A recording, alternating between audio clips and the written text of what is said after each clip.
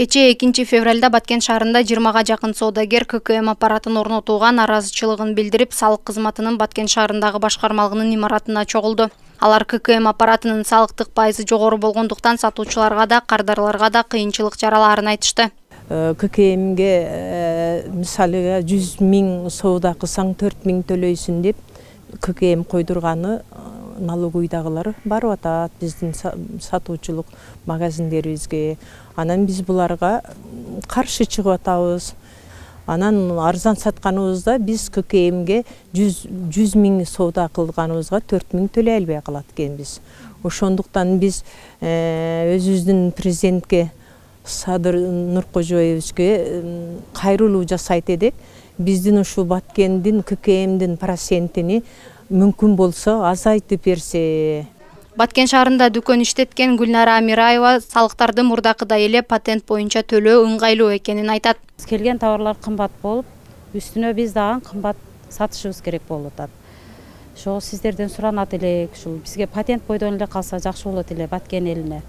Себеби Баткен эли дагы завод болбосо, фабрика болбосо, кыйында посоя, пенсия дегендерди карап эле жашаган элдер. Соодагерлерди салык кызматынын жетекчилиги кабыл алды. Особенно Кыргызстанда налогообложение мисалы өтө справедливый каралганда. Мисалы сиз наразысызбы? Мисалы добровольный патент дейт. Добровольный патент десек, добровольно деген сөз каласам төкпөйм эмес. Ставкасы добровольно мен макулмун деген да. Действительно пайдасына төлөнөт. Мисалы НДС налог на добавленную стоимость. Кошумча нарк салыгы. Сиз үстүгө койгон баягы 4 000 кала 100 000ден 4 000 калат деп коесузбу? Ошо 4 000ге 12% төктөп атат, анда общий методко отуруп алды. Чисти пайдаңнан. Но баягы 100 000ди приход кылганыңды как положено счет фактурасы мен тастыктап, онда бухгалтерия жүргүзүз деп атат да. Түшүнүңүздөрбү? Един налог деп азыр сиздер наоборот көп болуп калат деген өзү мамлекеттен жеңилдик болчу булчу. Андан соң салык кызматынын кызматкерлери наразы болуп келген жеке ишкерлерге жеринде түшүндүрүү иштерин жүргүзүштү. Добровольный патентти эмне кыскартты? Бул көмүскө экономикага каршы күрөшүп атабыз да, мамлекет күрөшүп атат. Мисалы патент деп коелу, мисалы ар кимдин соодасы ар кандай. Мисалы ушул жерде отургандардын соодасы ар ким ар кандай.